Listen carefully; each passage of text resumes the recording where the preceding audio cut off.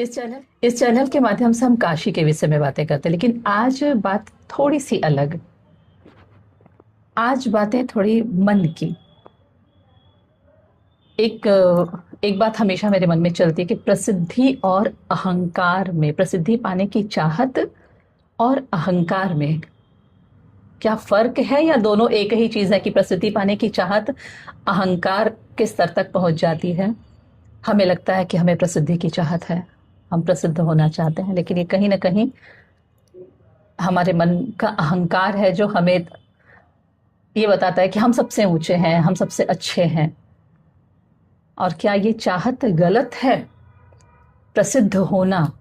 कई बार मैं ये भी करती हूँ कि कुछ दिनों के लिए, 2-4 दिन, 10 दिन के लिए मोबाइल से दूर हो जाती हूँ, लोगों से दूर हो जाती हूँ, फोन उठाना बंद कर देती हूँ, किसी प्रोग्राम में जाना बंद कर देती हूँ, इसलिए कि देखूं, अलग रह के देखूं क्या महसूस करती हूँ। लेकिन फिर मन उकताने लगता है, नहीं मुझे जाना है, क्योंकि मुझे आदत हो गई है कि जाऊं और लोग पहचाने मुझे।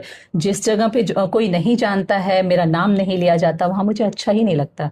तो ये अहंकार है या प्रसिद्धि की लालसा, या कुछ नहीं, सिर्फ अहंकार ही है? क्या सही है? क्या ये सोच सही है कि मुझे प्रसिद्ध होना है? ये सोच सही है?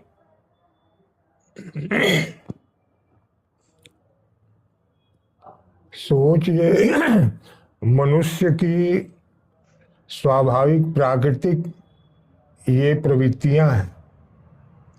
आत्म प्रदर्शन, मैं दिखाई दूं, या किसी एक का प्रसिद्धि पाने की नहीं, एकाक कक्षा और ऊपर भाग जाते हैं। एक हमारे अहंकार और ये जो हमको नीचे गिराने वाली कई चीज़ें बताई जाती हैं, उसमें से एक तो अमर्ष होता है। वो ये करता है कि मैं लब्ध ख्याति तो हो जाऊं, इतने नहीं है, मैं जितना हूं उससे ज़्यादा दिखाई दूं लोगों को। इसलिए बोलकर, अनेक प्रकार के क्रियाकलाप करके मैं दिन रात इसमें लगा। ये मनुष्य की स्वाभाविक प्रवृत्ति है कि मैं जैसा हूं लोग मुझे उससे और ज़्यादा अच्छा समझें। ये अमर्ष जो है ये बड़ा तंग करता है। वैसे सिद्धि, और सिद्धि में ही उपसर्ग लग गया जो, तो प्रसिद्धि, साधना को और उच्च शिखर तक पहुंचने में सबसे बड़ी बाधा यही है, सिद्धि और प्रसिद्धि। मैं जैसा कहता हूं वैसा हो जाता है, मैं जहां जाता हूं लोग उछल पड़ते हैं। यह कोई दुर्गुण नहीं है, परंतु यह आगे बढ़ने में बड़ा भारी बैरियर जैसा है। बस वहीं पर रुक के तमाशा देखते रह जाते हैं, जबकि रोज रोज शास्त्र संकेत करते हैं। उसमें पहली बात है, गीता तो कहती है कि श्लोक ये 6-7 चीजें ऐसी हैं जो नित्य क्या होती रहें, क्या छोड़ दूं। तो जो छोड़ दूं उसको पकड़ता हूं, और जो करना है उसे छोड़ता हूं। यह उल्टा जीवन जो है यह मुझे कहीं का नहीं छोड़ता। निर्माण मोह जित संग दोषा अध्यात्म नित्या विनिवृत्त कामा द्वंद्वैर् मुक्ता सुख दुख संगे गच्छन्ति मूढ़ा पदमव्ययम तत्। अगर सच में तुमको उच्च शिखर पर जाना है तो निर्माण, ये पहला जो 7 चीजें इस श्लोक में बतलाया है भगवान ने। निर्माण, ये मान जो है, और मान पाने, अब मान मिल गया तो अभिमान होगा। कोई बिना पढ़ा लिखा आदमी कैसे कहेगा कि मुझे रामचरितमानस का बड़ा घमंड है? वो बेचारा क्या कहेगा। अच्छे लोगों में यह सब होता है। हम कुछ रामायण पढ़े हैं, हम कुछ जानते हैं, तब ने आज हम बैठाए गए हैं और हमसे सवाल हो रहा है। मुझे लग रहा है कि मैं अनेक प्रकार के आध्यात्मिक प्रश्नों का उत्तर देने वाला लोगों को लग रहा हूं, तो मुझसे पूछे जा रहे हैं यही, और इसको कैसे बढ़िया शब्द में समझा दूं कि तालियां बजें। और यही अमरस है कि मैं भी इसी सोच के मैं बैठा हूं कि आज इस विषय को इतना लपेट करके और बटोर करके फेंकूं कि मैं जितना जानता हूं उससे लोग अधिक मुझे जाने। ये लालसा है। और ये आदमी में क्या है, कोई विश्वामित्र जैसा ब्रह्मर्षि होने के लिए मैं नई सृष्टि की रचना कर डालूं, तब मेरी वाह वाह हो, वशिष्ठ ही केवल ब्रह्मर्षि क्यों रहेंगे। तो यह प्रवृत्ति जब अमरस आ जाता है तो बड़ा तंग करता है कई बार। इसीलिए पुण्य के कई ठो खतरे बहुत हैं। हम तो किसान हैं, हमको बहुत ज़्यादा गेहूं क्यों हुआ। मैं बड़े ईमानदारी से काम किया था, मजदूरों को अच्छी मजदूरी दिया था, और उसमें जो जो हो सकता था किसी का नुकसान नहीं किया। भगवान के कृपा के कारण हमको बहुत ज़्यादा अन्न हो गया। तो जो 100 मन होता था वो 1000 मन हो गया। तो जब 1000 मन गेहूं हो गया तो मेरा मन भी, जो मन 40 शेर को कहते थे, एक मन का और भी यमक बन जाता है। तो अब मन हो गया कुंटल। तो जब 100 मन हो गया था तो मैं 50 रुपए की धोती पहनता था, अब 1000 हो गया तो भी 50 का क्यों पहनूंगा। तो 500 रुपए की। अब साइकिल चलाता था, अब इतना ज़्यादा गेहूं हो गया, मेरी इतनी बड़ी नौकरी लग गई, मेरी इतनी प्रसिद्धि हो गई, तो मैं फिर साइकिल ना, अब मैं स्कूटर से ना स्कूटर भी नहीं, अब मुझे कार से चलना चाहिए। अगल बगल वाले मोहल्ले वाले लोग समझें कि ये भी कुछ है, कुछ ब्रांडेड जैसा इसके अगल बगल घूमता है। ये बहुत तंग करता है। ये पुण्य के खतरे हैं। पुण्य किया तो गेहूं ज़्यादा हुआ, पुण्य किया तो नौकरी मिल गई, नौकरी मिल गई तो पैसा आ गया, पैसा आ गया तो पंखी छूट गई, पंखा आ गया, और पैसा आ गया तो कूलर आ गया, और ज़्यादा आ गया एसी लगवा लेंगे। अब क्या होगा, एसी तो लग गया, अब तमाम दुनिया में युद्ध हो रहे हैं, बिजली कट गई, लाइन कट गई, तो एसी में जो 1-2 साल रह लेगा वह 44 डिग्री पारा में कभी निकलना होगा तो धड़ाम से गिरेगा। और ये धड़ाम से गिरने के पीछे कारण क्या है, हमारा पुण्य। पुण्य के कारण लाभ बढ़ा, लाभ के कारण लोभ बढ़ा, लोभ के कारण हमारा नाश हो गया। तो क्या करें, ये पुण्य न करें, इसमें बड़ा खतरा है ना। इसीलिए हमारे देश में बड़ा मजा है। मैं कई बार विचार करता हूँ कि दीपावली आती है तो लक्ष्मी गणेश की 2 मूर्ति। लक्ष्मी गणेश का क्या संबंध है भाई, माँ बेटे हैं, पति पत्नी है, भाई बहन है, ये दोनों फोटो एक साथ बड़े प्रेम से दिखाई जाती है। तो ये पुण्य के कारण जब लक्ष्मी आएगी तो विवेक मर न जाए। 50 रुपए के चप्पल से 5000 वाला जूता की तरफ मन न जाए, इसलिए गणेश को रखेंगे साथ में। होना चाहिए। धन तो बहुत ही आवश्यक है, बहुत ही आवश्यक है जिंदगी में सफलता प्राप्त करने के लिए। और आज तो क्या कहिए, अर्थ प्रधान युग है। नहीं, पहली शब्द है, पहली बात है, वेदों ने और ऋषियों ने, साधुओं ने बतलाया है कि तुमको क्या करना है 2-3 काम जिंदगी में सफल होने के लिए।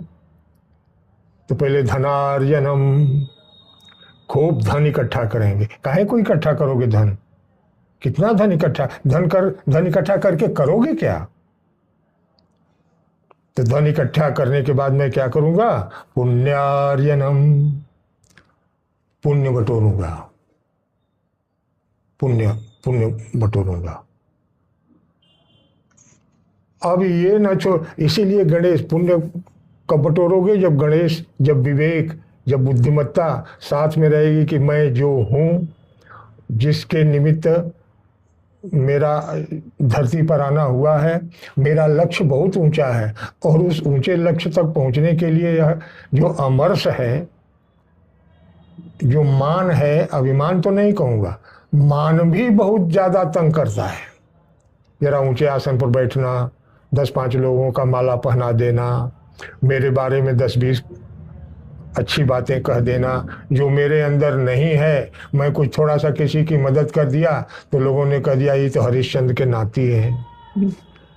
तो हरिश्चंद्र तक हमको पहुंचा दिया जाता है तो जरा सीना और फूलने लगता है कि मैं दानियों में गिना जाने लगा, मैं ज्ञानियों में गिना जाने लगा, मैं बहादुरों में गिना जाने लगा। यह बहुत ही आदमी को लक्ष्य तक पहुंचने में बड़ी बाधा है। कई बार हम लोग पढ़ते हैं तो उससे अगर ध्यान दें तो समझ में, हनुमान जी लंका को फूंक के हैं, बड़ा टेढ़ा काम था समुद्र को पार करना, और उस नगरी में जा करके अकेले और करके सीता का पता लगा के वापस लौट के आ गए, यह मामूली काम था।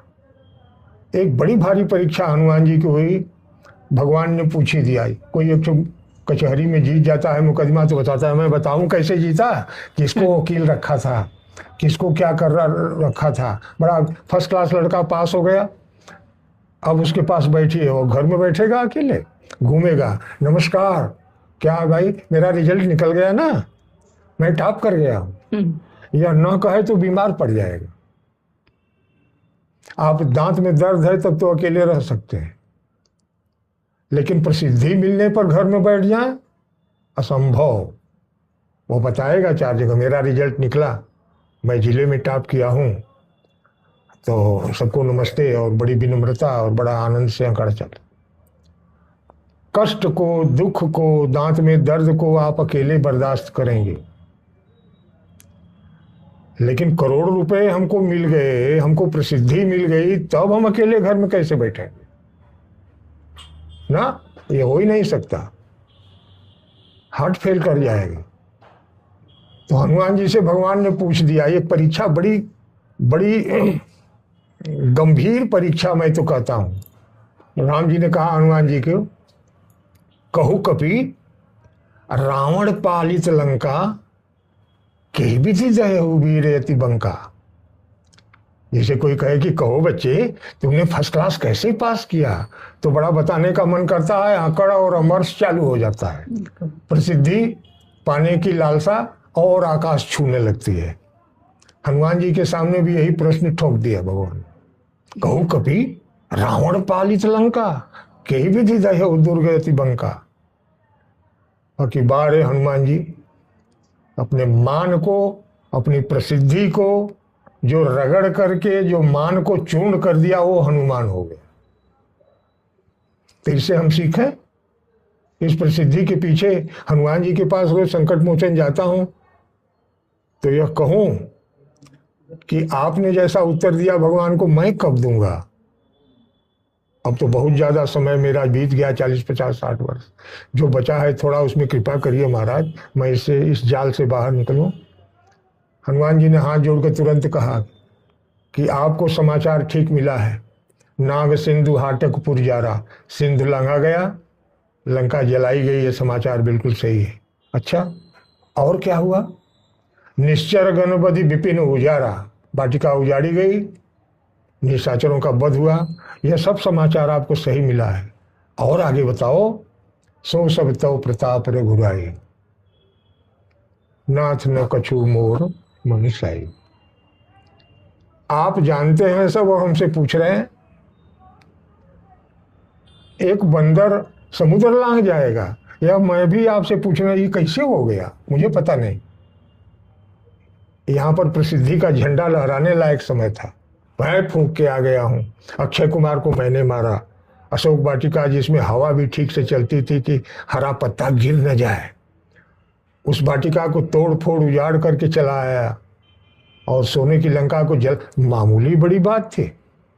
हम थोड़ी सी कोई चीज में अच्छे निकल जाते हैं तो लगता है कि बार बार हमारी प्रसिद्धि और ये सब हो। हनुमान जी ने कहा कि अरे भाई, सो सब तव प्रताप रघुराई, अगर मुझे कहते हैं कि अपना बात बताओ कैसे किया, तो मैं अपनी बहादुरी बताऊं? कहे मैं बानर हूं, शाखा मृग कहा जाता है मुझे, शाखा मृग कर बड़ी मनुष्याई, शाखा से शाखा पर जाई।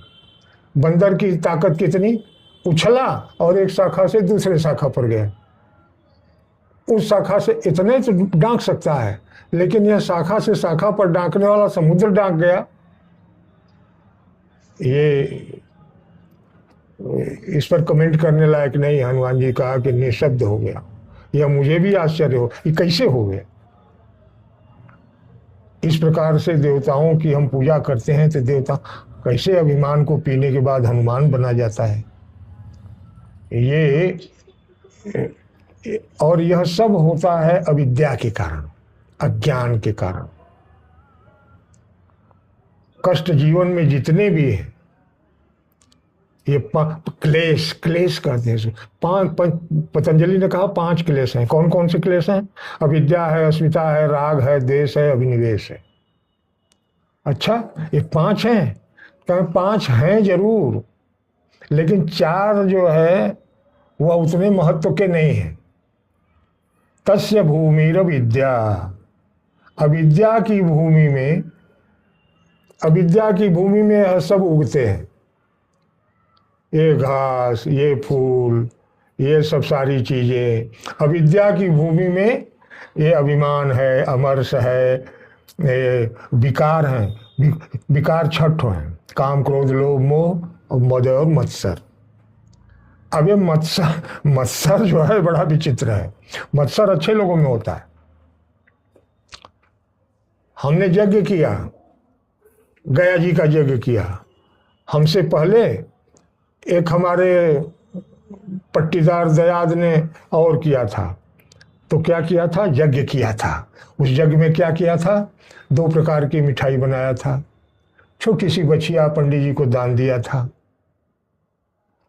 10, 20, 50 लोगों को भोजन करा दिया था। भोजन में केवल 1 सब्जी और ऐसा किया था। मैं दयानंद तिवारी, मैं जो गया जी का यज्ञ करने जा रहा हूँ, तुम 2 मिठाई दिए थे, मैं 5 मिठाई बनाऊँ। ये अच्छी बात करने जा रहे हैं। तुम छोटी सी बछिया दिए थे, मैं 5 किलो दूध देने वाली गाय पंडित जी को दूंगा। ये दान बढ़िया दे रहे हैं, परंतु दान पर ध्यान नहीं है, मान पर ध्यान है। बहुत एक्सरे है, बहुत भीतरी बातें हैं। तुम क्या किए जो मैं कर रहा हूं? अपने पिताजी का जो मैंने कर दिया, मैंने जो घर बनवाया है, मैंने जो सर्टिफिकेट पाया है, मेरी जो प्रसिद्धि मिली है, ये मत्सर है। मैं बहुत दिन खोजा ये मत्सर क्या होता है।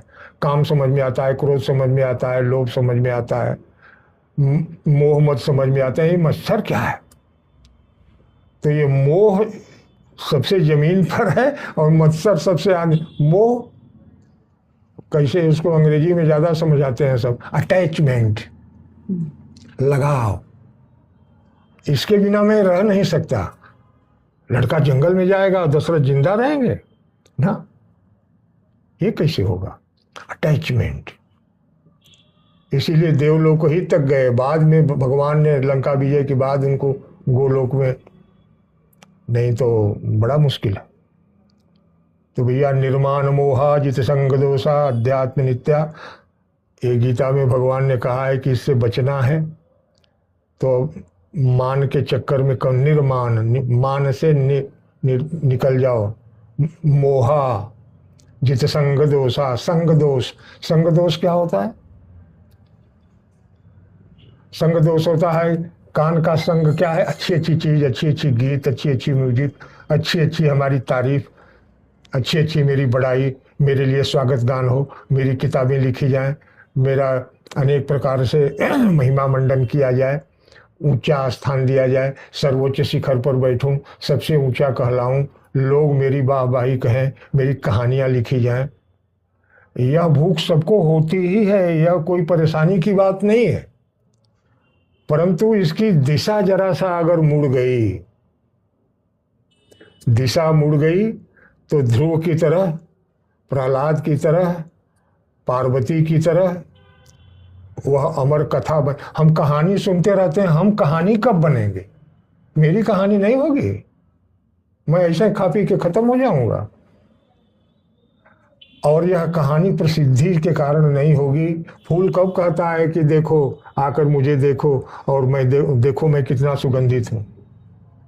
न देखो तो भी उसकी सुगंध चारों तरफ, ऐसे जीऊंगा कि मेरी सुगंध चारों तरफ, और तमाम तितलियां और तमाम भौरे और तमाम तारीफ करने वाले लोग मेरे पास मंडराने लगेंगे। फूल कहाँ सबको न्योता देता है कि आओ आओ मेरे लिए स्वागत करो, मेरे गीत गाओ और मेरी खूबसूरती का बखान करो। कहाँ कहता है? तो फूलों से कुछ सीखेंगे कि नहीं सीखेंगे? तो ये अब इसमें बाधाएं यही सब है। प्रसिद्धि बड़ा अच्छा शब्द खोज के निकाला। प्रसिद्धि जो है यह, इसको तृष्णा, त्रि जो है संख्यावाचक है। त्रि, तीन, तीन ईष्णा। कौन कौन तीन ईष्णा है? लोकेशणा, पुत्रेषणा और वित्तेषणा। पहले नंबर पर लोकेशणा को रखा। लोक में मैं भी कुछ हूं, मेरी भी और बड़ा मजे की बात है, यह अपने लोगों के बीच में हम दिखाना चाहते हैं। या जो बनाएगा या जो हमारा भाषण है, या चारों तरफ बनारस के लोग जानेंगे, जो आपके हमारे अपने लोग होंगे उनको सुनाया जाएगा कि आज दयानंद तिवारी ने प्रसिद्धि पर ये कहा। अपने लोगों में मैं ऊंचा हूं, दूसरे लोग मुझे क्या ऐसे करेंगे? बड़ी मजेदार बात है, अपने लोग मुझे कहें। यह सब जो है भगवान से प्रार्थना करनी चाहिए कि इस अमरस से, कि जैसा मैं हूं वैसा हूं, उससे और आगे मेरी सुगंध बढ़ेगी। तो मेरी तारीफ करने वाले, मेरी कहानी बनाने वाले लोग लिखेंगे और तारीफ करेंगे। इसके चक्कर में जब जो ही पड़ा कि मेरी कहानियां लिखी जाएं, बस समझ लीजिए कि वह अब सीढ़ी नीचे उतरना शुरू हो गई। अमरस शून्य हो जाना बहुत बड़ी बात है। इसलिए लोकेशणा है, वित्तेषणा है, पुत्रेषणा है। ये आधी व्याधि जो है, आधी ये आधी क्या है? आधी ना, आधी नहीं, आधी। आधी आधी समझाओ महाराज। अरे आधी नहीं जानते? एक रोटी को तोड़ दो, दो टुकड़े कर दो, हाफ हो जाए तो आधी माने हाफ। और क्या समझाएं? जितना हमारे पास है अभी आधा है। यह खोपड़ी में रखना, यही आधी है। मेरा पद, मेरी प्रतिष्ठा, मेरा धन, मेरा वैभव, मेरी गाड़ी घोड़े, नौकरों की कतार, कारों की और बैंक बैलेंस, यह सारा जितना है अभी आधा है। कितना होगा तो पूरा होगा। ये विषय है, इसी में ये मकड़ जाल है, इसका कोई अंत है? तो यह न जुटाया जाए, जुटाए कितना जुटाया जाए? विषयों का अंबार कितना लगाया जाए? तुलसीदास जी ने कहा, तो हम तो पढ़ते हैं खूब, यही तन कर फल विषय न भाई। इस तन का फल विषय नहीं है भाइयों। कहीं क्यों? लोग तो जुटाते हैं, कितना जुटाएं? कहा स्वर्ग स्वल्प, स्वर्ग भी मिल जाएगा तो कम लगेगा। अरे तो इसका अंत कहीं है? तो बाबा कहते हैं अंत दुखदाई। इस तृष्णा का, इस प्रसिद्धि का, इस चाहना का, इस लालसा का, इस अमरस का अंतिम पड़ाव अंत दुखदाई, छटपटाना। हमसे ज्यादा तो उसको नंबर मिल गया। हम 8 घंटा पढ़ते थे, 3 घंटा पढ़ता था। अब ये तंग करेगा, अब ये तंग करेगा। तो बातें बहुत हैं, जंगल बनता जा रहा है, मैं पता नहीं क्या क्या कहते जा रहा हूँ। लेकिन इतनी बात है, हनुमान जी की जो बात मैंने सुनाई, ऐसे तमाम लोगों की। गोस्वामी जी का आज रामचरितमानस देश में आज भी हजारों लाखों जगहों पर इसका पारायण हो रहा होगा, माइक रेडियो लगी होंगी। लेकिन इतना कुछ लिखने के बाद भी 400-500 वर्षों से यह सब हो रहा है। उस आदमी ने लिखा कि भाई इसमें क्या है, रामायण में इतना बड़ा ग्रंथ आपने लिखा। कहा कि भाई मुझे पता नहीं, जैसे हनुमान जी ने कहा कैसे जली मुझे पता है। कवित विवेक एक नहीं मोरे। कविता का विज्ञान, कविता का जो शास्त्र है, रस छंद अलंकारों की जो भूमिकाएं हैं, कहाँ मैंने पढ़ा। अनाथ बालक की तरफ चने बीन बीन कर खाने वाला राम बोला, वह प्रसिद्धि के चक्कर में कब पड़ा। पत्नी के लिए कभी सांप को पकड़ करके, और इस प्रकार से उनके प्रारंभिक जीवन को देखिए तो लगा कि ये कैसे सब हो जाता होगा। कहाँ ढिढोरा पीटा, कभी तो विवेक एक नहीं मोरी, सत्य कहूं लिखी कागज। मैं सच बोल रहा हूं, कोरे कागज पर पता नहीं क्या क्या भगवान ने लिखा दिया सभी से। और ऐसे आदमी का चरित्र लिखना, इसमें आखिर इस पन्नों में इतना मोटा ग्रंथ, इसमें है क्या। तो कहा यही मह रघुपति चरित्र उदारा।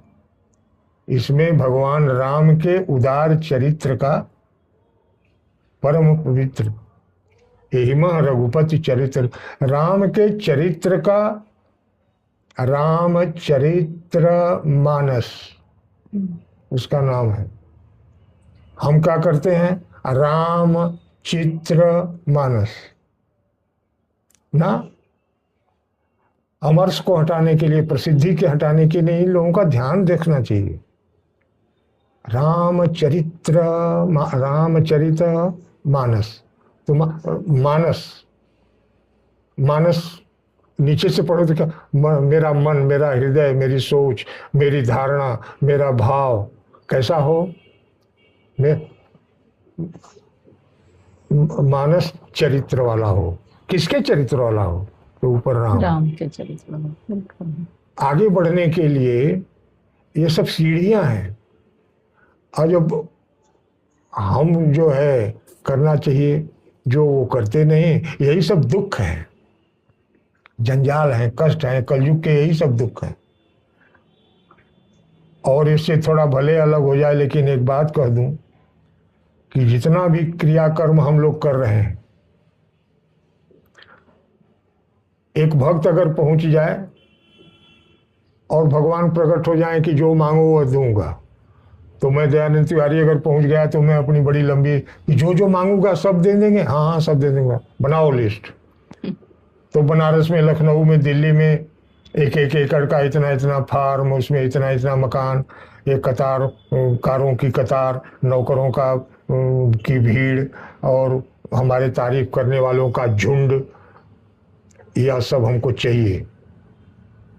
बाबा जी के पास ले गए, इतना दो, कहें बैठ, यही मांग रहे हो सब, तुम जितना मांग रहे हो, एक गौतम बुद्ध के पास उससे ज्यादा था पागल। सोना था, सेना थी, राहुल जैसा खूबसूरत बेटा था, इतनी सुंदर पत्नी थी, उसमें उसका स्वाद नहीं आया, बड़ा तीखा लगने लगा। और जो उसको लोगों को तीखा लग रहा है वही तुम मांग रहे हो, फिर जिसको छी छी करके बुद्ध ने छोड़ दिया। तो महाराज तो फिर क्या मांगे, कहो मांगो मुझे शांति कब मिलेगी, मैं सहज कब होऊंगा, सरलता मुझ में कभी नहीं आएगी क्या, सहनशीलता मुझ में जरा सी भी नहीं है, यह कब होगा, इसके लिए हम कब छटपटाएं, इसके लिए किस दिन प्रयत्न करेंगे, इसके लिए कई जन्म लेना पड़ेगा। सबसे कठिन बात एक दिन कह रहा था कि सबसे कठिन जीवन में क्या चीज है, कोई पूछे तो सबसे कठिन चीज है सबसे सरल होना। सबसे सरल होना, ये बहुत कठिन, हम सरल होना ही नहीं चाहते। तो ये सूत्र तो ये है, इसको सुनकर स्वीकार करता हूँ, मैं भी करता हूँ। आज प्रसिद्धि पता नहीं किस कारण से मेरे सामने उपस्थित हो गया, इससे मैं बहुत छटपटाया हूँ। और प्रसिद्धि में मेरी कुछ प्रसिद्धि इस प्रकार से रही होगी, तब ना हमसे ये प्रश्न पूछे जा रहे हैं कि बड़े जानकार होंगे और प्रसिद्धि के बारे में कुछ बताएंगे। इसकी पीड़ा, इसका दंश बहुत झेला हूँ मैं भी, और लोग न झेलने पाए, इसलिए जो समझ में आया है उसका इशारा करते चलता हूँ। फिर कभी बैठेंगे तो फिर और आगे की बातें जो समझ में आएगी बताएंगे। बिल्कुल।